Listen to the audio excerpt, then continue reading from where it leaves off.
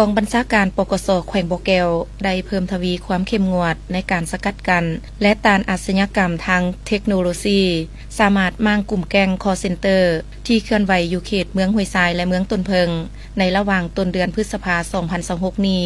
ผลของการปฏิบัติงานลงมั่งจุดเคลื่อนไหวอยู่เมืองห้วยทราย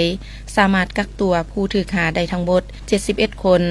ในวันที่ 4 พฤษภาคม 2026 กักตัว 47 คน สัญชาติจีน 36 คน หญิง 1 คน เมียนมา 11 คน หญิง 2 คน วันที่ 5 พฤษภาคม 2026 กักตัวได้24 คน สัญชาติจีน 17 คน หญิง 1 คน เมียนมา 7 คน หญิง 4 คน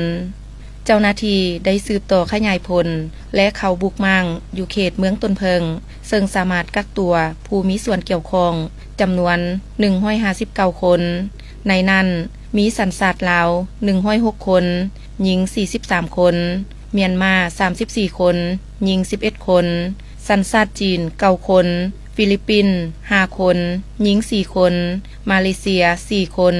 อินโดนีเซีย1 คนผ่านการปฏิบัติงานในครั้งนี้เจ้าหน้าที่สามารถกักตัวผู้ถูกหาได้ทั้งหมด230 คนและสามารถยึดได้ของกลาง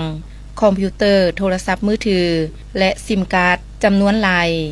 สำหรับรายละเอียดของการสืบสวนสอบสวนเพื่อซอกหาผู้เข้าร่วมขบวนการและขั้นตอนการดำเนินคดีตามระเบียบกฎหมายแม้นจะมีการแจ้งให้ทราบตื่มภายหลัง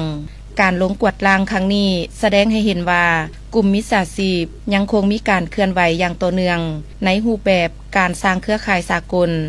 ประชาชนควรมีสติระวังตัวต่อการซักซ้วนเฮ็ดเวียกที่ได้เงินง่าย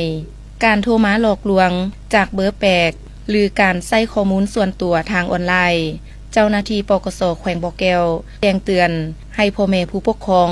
จงเอาใจใส่ติดตามและแนะนำลูกหลานของตนบ่ให้พัวพันกับสิ่งที่บ่ถูกต้องเพราะครอบครัวคือหากฐานที่สำคัญถ้าพ่อแม่ให้ความรักความอบอุ่นและเป็นที่ปรึกษาที่ดีให้ลูกหลานได้เข้าใจก็มีสติยั่งยืนและบ่หลงทางไปในทางที่ผิดเมื่อเจ้าหน้าที่กวดพบเห็นแม้นจะถูกดำเนินคดีตามระเบียบกฎหมาย